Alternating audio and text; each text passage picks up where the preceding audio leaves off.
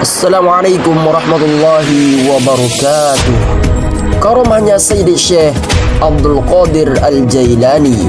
Pengajian Sayyidi Syekh Abdul Qadir Al-Jailani sangat lancar karena beliau adalah anak yang luar biasa cerdasnya.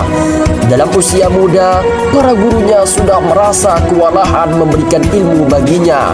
Beliau sewaktu kanak-kanak pernah bermimpi sholat di atas atap rumah. Mimpi itu ditakbir oleh gurunya bahwa beliau akan menjadi alim besar dan wali yang derajatnya tinggi. Tatkala para ulama besar di Jailan sudah merasa kewalahan, Sayyidi Syekh Abdul Qadir dianjurkan oleh gurunya untuk melanjutkan pengajiannya di Baghdad yang merupakan kota ilmu pengetahuan pada ketika itu. Sayyidi Syekh Abdul Qadir mohon izin dari ibunya untuk melanjutkan pengajiannya ke Baghdad.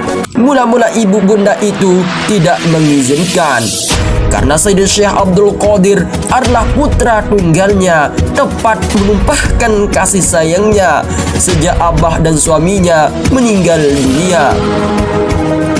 Tetapi Sayyidi Syekh Abdul Qadir mendesak terus dengan alasan-alasan yang tepat, maka ibunya pun mengizinkan beliau pergi. Oleh ibunya, Sayyidi Syekh Abdul Qadir disiapkan bekal hanya 80 dirham saja. Itu pun sudah diusahakan dengan susah payah.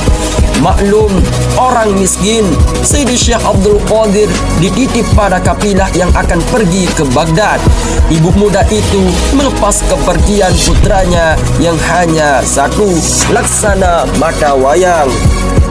Kembang mata dan buah hati serta tumpuhan harapan beliau akan meninggalkan bunda tercinta, dan mungkin pula perpisahan waktu itu akan merupakan perpisahan buat selama-lamanya di dunia ini.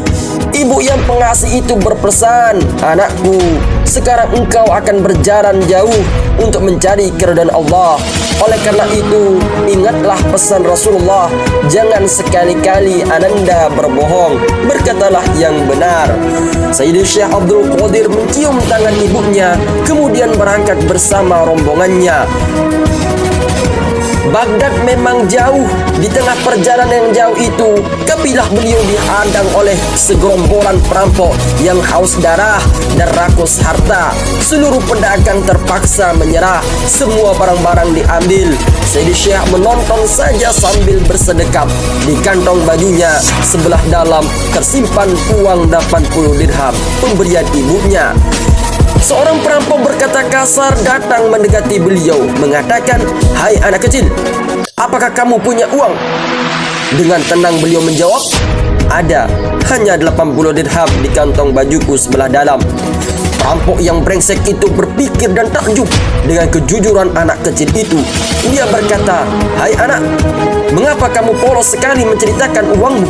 Seandainya kamu katakan tidak ada, tentu saja saya tidak akan mengetahui bahwa kamu punya uang." Ibu saya berpesan sesuai dengan ajaran Rasulullah SAW supaya saya jangan berbohong kepada siapapun dan dalam keadaan pahit seperti ini sekalipun. Tersentak juga hati perampok tamak itu mendengar jawaban Sayyidi Syekh Abdul Qadir. Dia melapor kepada ketuanya, ada anak kecil sangat polos karena takut dosa. Dia menceritakan uangnya padahal uang itu ada di kantong bajunya yang sebelah dalam. Kepala perampok itu mengajak anak buahnya untuk membuktikan kejujuran Sayyidi Syekh Abdul Qadir. Memang benar, anak itu jujur sekali. Geraklah dalam benak semua perampok itu rasa terharu akan kepolosan Sayyidi Syekh Abdul Qadir.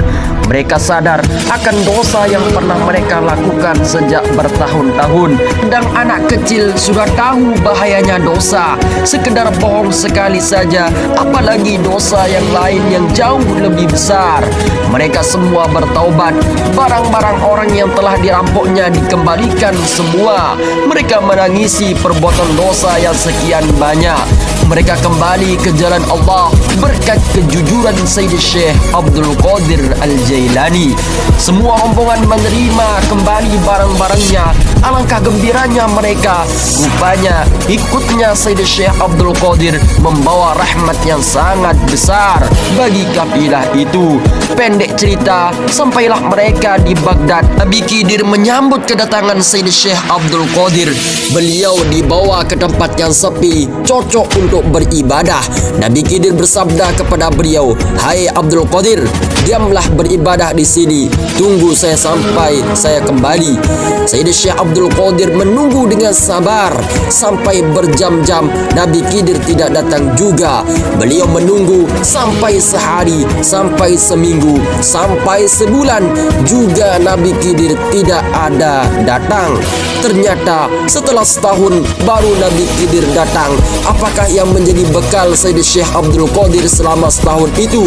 Beliau cukup makan daun-daunan hijau yang kebetulan ada ditebangkan angin jatuh di dekatnya tanpa minum, karena beliau tidak berani meninggalkan tempat itu untuk mencari makanan. Nabi Khidir datang kemudian meninggalkan pesan, "Tunggulah saya di sini sampai saya kembali." Beliau menghilang lagi. Sayyid Syekh Abdul Qadir tepat di tempat semula. Kali ini beliau tidak mengharapkan Nabi Khidir akan segera datang. Paling tidak juga setahun baru akan kembali. Bekal beliau beribadah adalah air saja tanpa makan. Kalau kebetulan datang mengalir ke tempatnya. Tepat setelah setahun barulah Nabi Khidir datang. Beliau berpesan lagi, "Tunggulah sampai saya kembali, jangan kemana-mana." Sayyid Syekh Abdul Qadir terus menekuni ibadahnya tanpa makan dan minum. Tetapi beliau tahan, tak mau kemana-mana. Setahun kemudian datanglah Nabi Khidir dan bersabda, "Sekarang ujianmu telah selesai. Kamu boleh berpindah dari sini. Kamu sudah bebas mengaji kemana-mana kamu mau." Sayyid Syekh Abdul Qadir mendatangi ulama-ulama besar, para wali-wali yang karamah untuk belajar segala macam ilmu agama. Uang yang diberikan oleh ibunya sebagiannya dipakainya bersedekah. Uang itu pun tak lama umurnya kemudian habis. Beliau sudah terlatih lapar oleh Nabi Khidir sehingga tanpa bekal beliau bisa hidup tenang. Pada suatu hari beliau didatangi oleh seorang pedagang dari desa Jailan. Orang itu berkata, "Sudah lama sekali saya mencari engkau, tetapi baru sekarang saya ditunjukkan orang. Ini ada uang kiriman dari ibumu untuk bekalmu mengaji. Tetapi mohon dihalalkan yang sudah saya pakai, karena lama sekali saya di sini mondar-mandir mencarimu." Sayyid Syekh Abdul Qadir berkata, "Apakah anda masih membutuhkan uang?" Orang itu menjawab, "Iya, sekedar untuk bekal pulang saja." Sayyid Syekh Abdul Qadir memberinya uang lagi. Sisanya beliau pakai bersedekah dan menjadi bekalnya. Alangkah pemurahnya beliau sejak kecil. Beliau zuhud lagi warok. Pernah beliau bersumpah untuk tidak makan sampai makanan masuk ke mulut beliau. Sampai 40 hari lamanya beliau tidak makan, tidak pula minum. Bila mana beliau merasakan badannya sangat lelah, beliau segera beribadah. Dan beliau memang sudah terlatih betul tidak makan minum dalam waktu lama. Rupanya itulah hikmah yang terkandung dalam ajaran Nabi Khidir sewaktu beliau baru masuk Baghdad.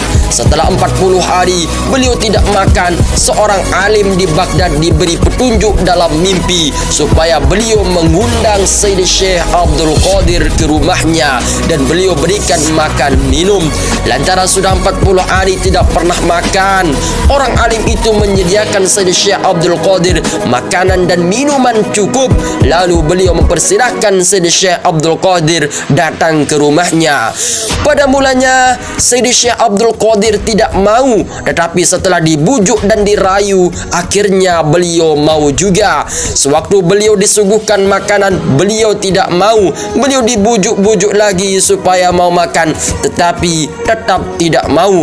Karena sudah bersumpah, akhirnya beliau kembali ke masjid untuk beribadah. Pada malam berikutnya, orang alim itu diperintah lagi dalam mimpi supaya mengundang Sayyid Syekh Abdul Qadir datang ke rumahnya. Kemudian disuguhkan makanan. Kalau beliau tidak mau makan, maka perlu disuapi untuk menggugurkan sumpahnya. Maka untuk kedua kalinya, orang alim menyediakan makanan, lalu mengundang Sayyid Syekh Abdul Qadir datang. Sampai beliau mau datang, kemudian dipersilahkan makan. Tetapi beliau tidak mau, maka tuan rumah menyuapi beliau makanan sehingga gugurlah sumpah beliau. Demikian tinggi derajat suhudnya Sayyid Syekh Abdul Qadir Al-Jailani, sehingga tidaklah mengherankan kalau guru beliau Syekh Ahmad, seorang wali besar, mengatakan Abdul Qadir adalah Sultanul Awliya, sultan daripada semua wali-wali. Wali-wali yang lain derajatnya di bawah tapak kaki Sayyid Syekh Abdul Qadir Al-Jailani. Pernah beliau membelenggu kedua tangan beliau dengan rantai besi. Kemudian kuncinya beliau buang. Sayyid Syekh Abdul Qadir pergi ke tempat sepi di hutan. Di sana beliau berdoa. Doanya, ayudrikuni dhaimun wa anta dhakhirati wa uzlamu fid dunya wa anta nasiri wa 'arin ala ra'il hima wa huwa qadirun idza dha'a fil baida iqalu ba'iri. Artinya, apakah aku akan ditimpa sengsara padahal engkaulah atau gudang simpananku? Apakah aku akan dianiaya di dunia ini padahal engkaulah penolongku? Tercelalah atas seorang pengembala ternak apabila ia membiarkan tali ontaku sia-sia di hutan, pada dia kuasa memeliharanya. Beliau berdoa terus dengan doa itu. Akhirnya rantai besi itu gugur sendiri. Sekalipun demikian, beliau tidak mau bergerak dari tempat duduknya untuk mencari rezeki. Dengan takdir Allah, rezeki sudah ada di hadapan beliau, tetapi beliau tidak mau menjamahnya. Akhirnya makanan itulah yang naik sendiri. Demikianlah sejarah singkat tentang karomahnya Sayyid Syekh Abdul Qadir Al-Jailani. Wallahul muwaffiq ila aqwamit thariq wal huda. Summa assalamu alaikum warahmatullahi wabarakatuh.